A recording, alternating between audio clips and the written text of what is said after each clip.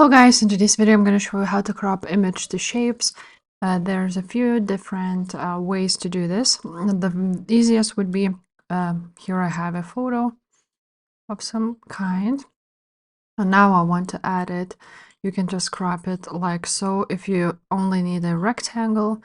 If not, if you want some different shape, then you write down a frame here, and here you will find the frames option where they have lots and lots of frames. Like for example, this star one, you drag this image here. Now you click 2 times and you drag it like so, and that's how it looks like. Now let's go back and, for example, use a different shape. For example, this messy one, and you just drag the image like so. You can make it bigger, for example, to be like this.